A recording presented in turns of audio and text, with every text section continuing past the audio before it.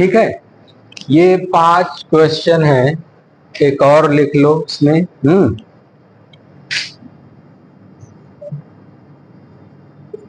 2x 3y और 4z को जोड़ने पर सबको बीजगणितीय व्यंजक के रूप में व्यक्त करना है ना। ये 6 दिया हमने, इन 6 को आपको क्या करना है, बीजगणितीय व्यंजक के रूप में व्यक्त करना है। ठीक है, कहीं पे आप बराबर लगा के लिख सकते हैं। ठीक है, तो अब जैसे देखो 5 और x को जोड़ने पर, है ना, इसमें देखो ये 5 है, ये चर है या अचर है?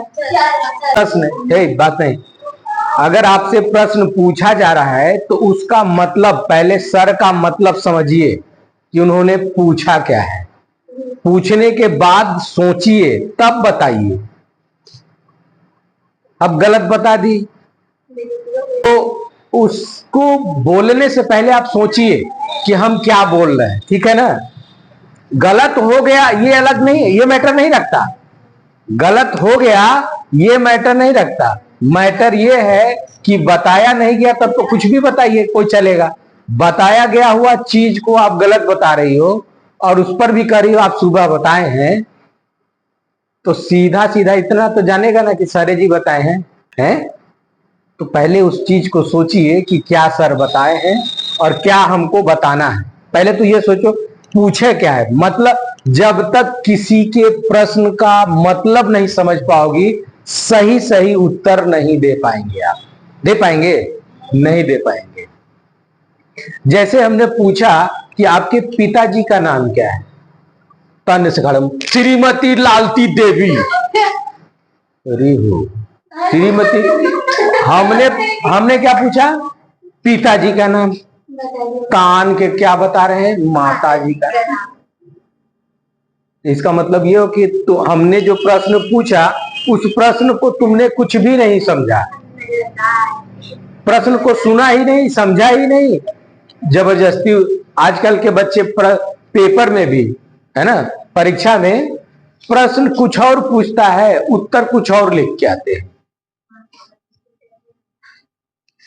प्रश्न कुछ और पूछता है, उत्तर कुछ और लिखते हैं। क्यों? क्योंकि कुछ लोग कहे रहते हैं, अध्यापक भी कुछ ऐसे ही कहते हैं कि कुछ नहीं आता तो कुछ भी लिख के आ जाओ। लड़के उसी को फॉलो करते हैं। मतलब कुछ भी नहीं आता तो कुछ लिख दिए, कुछ तो लिखे। वो बाद की बात है, वो तब करना चाहिए जब बिल्कुल नहीं आ रहा हो। इसका मतलब ये नहीं कि प्रश्न पढ़िए ही मत, उत्तर समझिए ही मत। अरे उत्तर पढ़ेंगे, प्रश्न पढ़ेंगे, समझेंगे, उत्तर हम सोचेंगे। नहीं सोच पाए कि इसका उत्तर क्या है, तब गलत सलत जो भी लिख के आना है लिख दो, वो अलग बात है। कटेगा चाहे कटेगा, वैसे भी मान रहे हो हमको नहीं आ रहा है, तुम इसका उत्तर कटना है, नंबर कटना है, तो गलत लिख दिए। सही निकल गया तो ठीक, नहीं निकला तो ठीक। लेकिन जब तक प्रश्न को समझेंगे नहीं, सही सही आप उत्तर नहीं दे पाएंगे। पहले प्रश्न को पढ़िए, समझिए, तब उत्तर दीजिए। ठीक है, तो प्रश्न में क्या है, 5 और x को जोड़ने पर क्या प्राप्त होगा, है ना। तो इसमें देखो ये अचर राशि है और ये, ठीक है। तो अगर मान लो दो संख्याएं दिया है, 10 और ये मान लो 5 है, ये दोनों क्या है, चर है कि अचर है? अचर है। तो अचर अचर जोड़ा जा सकता है, चर चर में जोड़ा जा सकता है, अचर को अचर में जोड़ा जा सकता है। तो 10 और 5 को जोड़ेंगे तो कितना आएगा? 15। और एक चर हो, है ना, और एक अचर हो, तो इसको जोड़ नहीं पाएंगे, है ना। तो केवल जोड़ के क्या लिखेंगे, 10 + x कितना आएगा? n प्लस एक्स ही आएगा। कितना आएगा? क्यों? क्योंकि चर और अचर को नहीं जोड़ सकते। ठीक है, तो 5 और x को जोड़ने पर क्या आएगा? 5 प्लस एक्स। ठीक, दूसरा का है 2x और 9 को जोड़ने पर क्या आएगा? 2x plus 9। अब कह रहा है x और y ये दोनों देखो चर राशि है ना, लेकिन अलग अलग है। क्या है? तो इन दोनों का एक फल क्या होगा? x plus y. x plus y, इसको जोड़ेंगे कितना आएगा?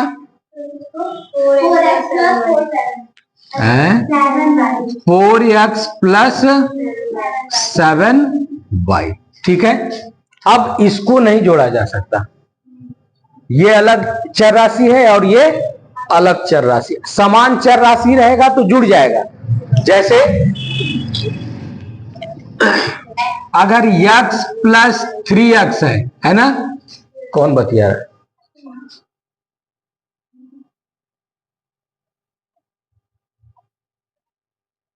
ये चर राशि है और ये चर राशि है, ये समान चर राशि है, दोनों x है ना। अब इसको समान करने के लिए ये देखना पड़ेगा कि इन दोनों का घात समान है कि नहीं।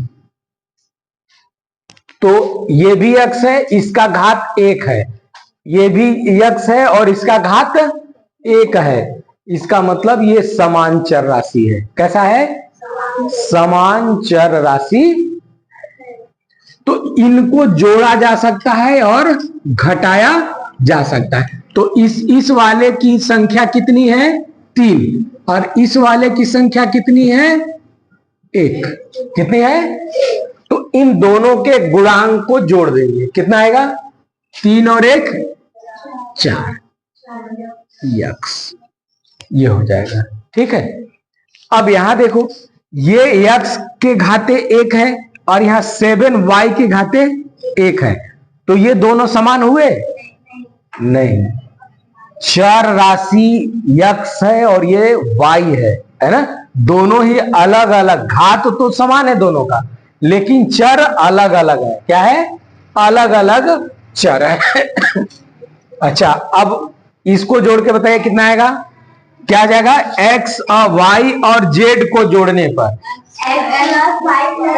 x प्लस वाई प्लस, ठीक है। क्या ये तीनों को एक में जोड़ा जा सकता है? इसको x y z लिखा जा सकता है कि नहीं? लिखा जा सकता है? नहीं। ठीक है। अच्छा, इसको बताइए। अब ये जोड़ वाला बता रहा हूं, अब इसके बाद घटा वाला। घटा वाला भी ऐसे ही है। क्या लिखेंगे? शांत रहो। सीमा, इसको क्या लिखेंगे बताओ? खड़ी हो जाओ।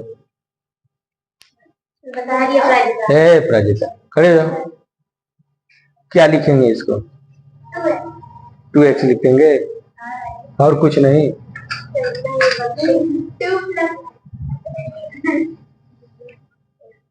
अभी हम बता रहे थे, कर क्या रही? बैठ जाओ। हमने क्या कहा है? समझिए। समझने से ज्यादा उतारना नहीं है। उतारना आप क्या? हाँ, सिमरन तुम बताओ।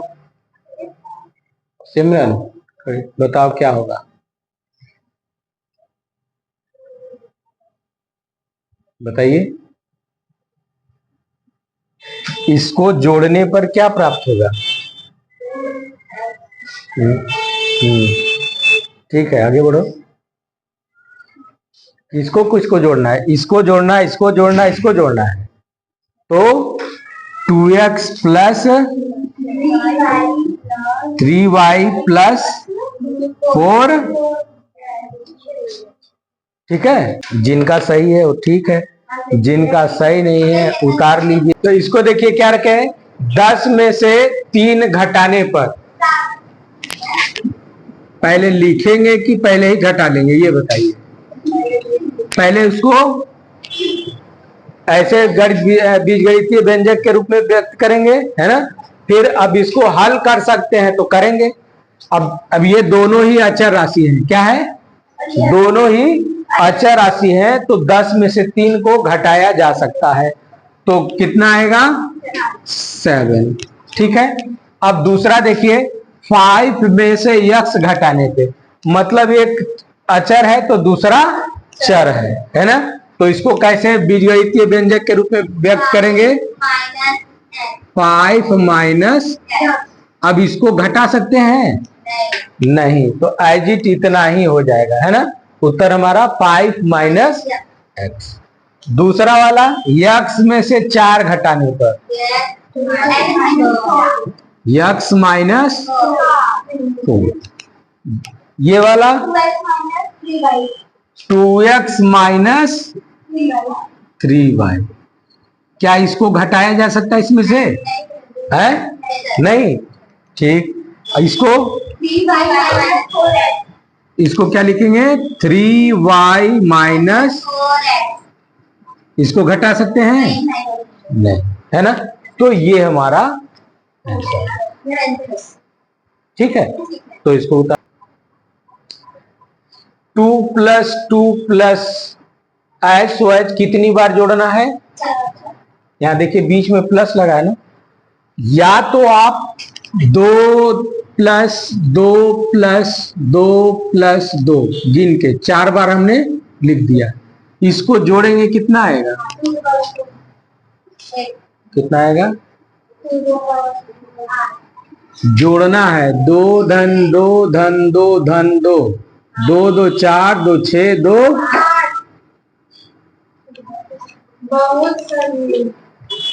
और नहीं तो आप इसको इस तरह भी लिख सकते हैं, कै बार करना है, 4 बार, कितना 2, है ना। 2 को 4 बार जोड़ना है तो 2 गुणे 4 कर दिए, 4 दुना के, ठीक है, 2 गुणे 4, या तो 2 को 4 बार लिख के जोड़ लीजिए तो उतना ही आएगा, या फिर 2 को 4 से गुणा कर दीजिए तो उतना ही आएगा। इसका क्या हो जाएगा तब, इसको बताइए।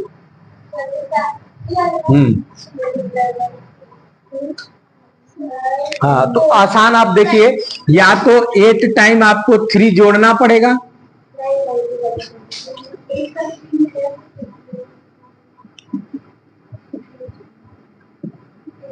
एट टाइम्स हो गया, या इसको आप 8 इंटू 3 कर लीजिए, कितना आएगा, 8 3 जा 24, है ना। तो ये मल्टीप्लाई करना आसान पड़ा कि नहीं, जोड़ने से मल्टीप्लाई आसान पड़ा कि नहीं, जोड़ने से।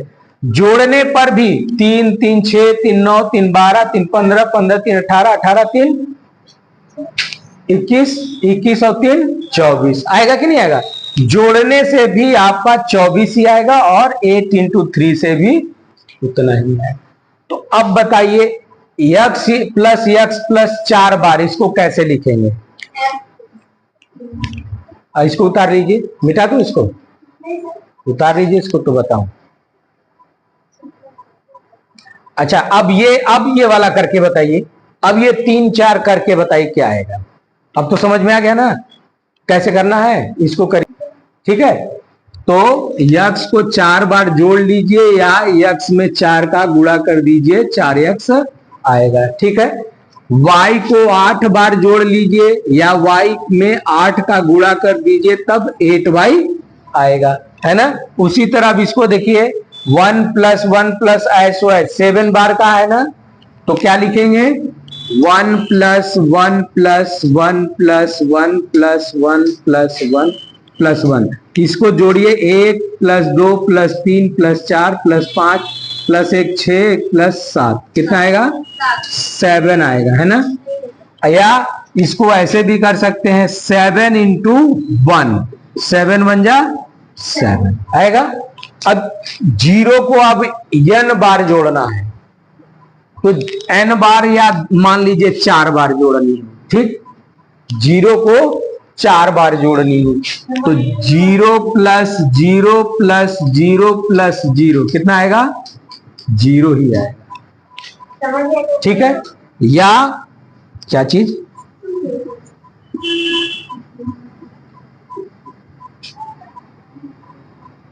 अब मान लीजिए 0 को n बार करनी है, तो 0 को n का मतलब निश्चित नहीं है कितनी बार जोड़ना है, तो n गुणे 0 कर लीजिए। n बार जोड़ना है तो या n बार गुणा कर लीजिए 0 में, है ना, n का गुणा कर दीजिए उस संख्या में, तो कितना आएगा? 0 आएगा। ठीक है, उतार लीजिए। समझ में है?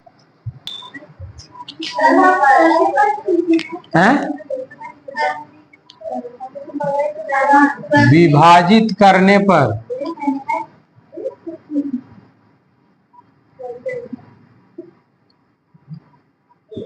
y को x से विभाजित करने पर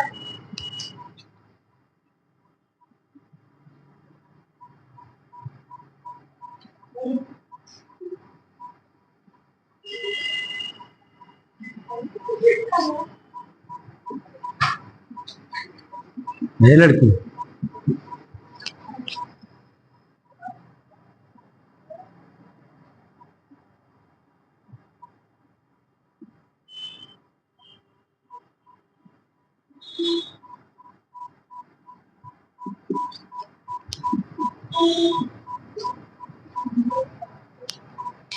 करके दिखाइए जरा।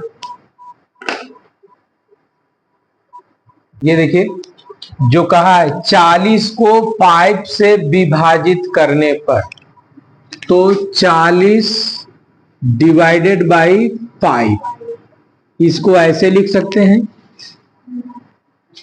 या इसको आप 40 40/5 ऐसे भी लिख सकते हैं, या आप भाग जो देते हैं 40 में 5 से दे दीजिए, तो 5/8 ऐसे करते हैं ना, तो इसको काटेंगे 5/8 आ जाएगा कितना? 1। ठीक है, समझ आ गया? अब दोनों चर था, अचर था ना, दोनों अचर राशियां था, तो आपका अचर आ गया। ठीक है, अब देखिए 5 को डिवाइड करना है किससे? 40 से, तो इसका मतलब क्या हुआ? 5/40। अब इसको कैसे काटेंगे भैया? अब इसका मतलब यह हुआ 40 से अब डिवाइड करना है, कितना? 40 से डिवाइड करना 5 को, तो न्यूमरेटर छोटा है ना, डिनोमिनेटर बड़ा है, तो ये इसको क्या करेंगे? 5 1 जा 5, 5 8 जा 40, तो ये हो जाएगा 1/8। कितना जाएगा? 1/8। अब देखिए इसको लिखना है तो कैसे लिखेंगे? x को y से विभाजित करने पर, तो x डिवाइडेड बाई y, इसको क्या लिख सकते हैं? x/y।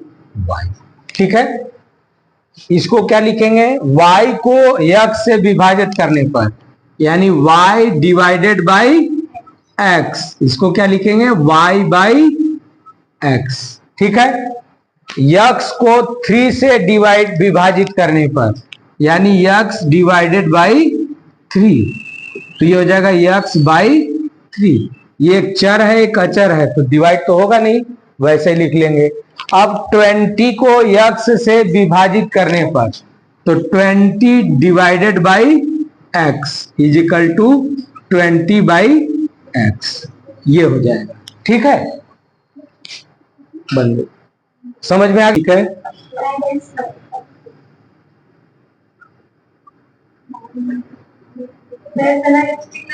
इसकी एक प्रत्येक भुजा कितनी है?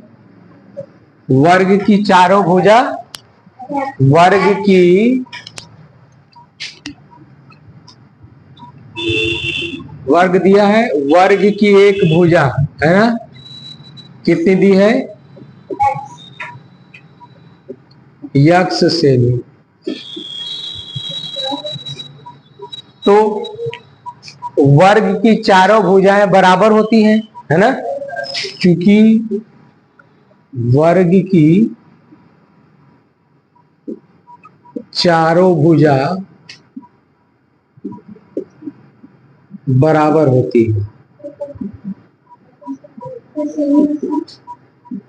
सेंटीमीटर। इसका मतलब ए बी बराबर बी सी बराबर सी डी बराबर बराबर एक्स सेमी दिया हुआ है ना। अब क्या क्या ज्ञात करना है, वर्ग का क्षेत्रफल, है ना। तो चूंकि वर्ग का क्षेत्रफल बराबर क्या सूत्र होता है,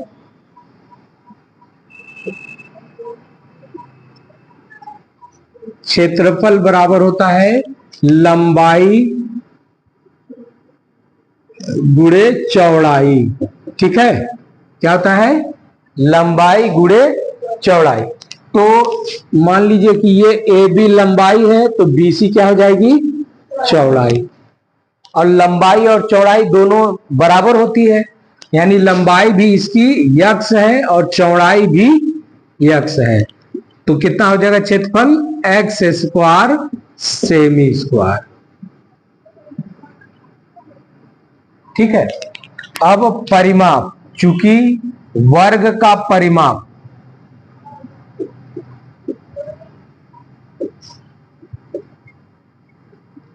बराबर होता है चारों भुजाओं का योग। क्या, चारों भुजाओं का योग। तो A B plus B C plus C D plus D A, सबका मान यक्स है, रख दीजिए। चारों को जोड़ देंगे तो क्या आ जाएगा, 4x आ जाएगा ना। या इसको लिख सकते हैं 4 गुणे भुजा।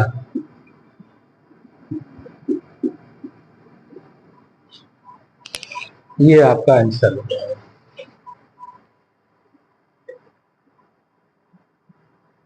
उतार लीजिए।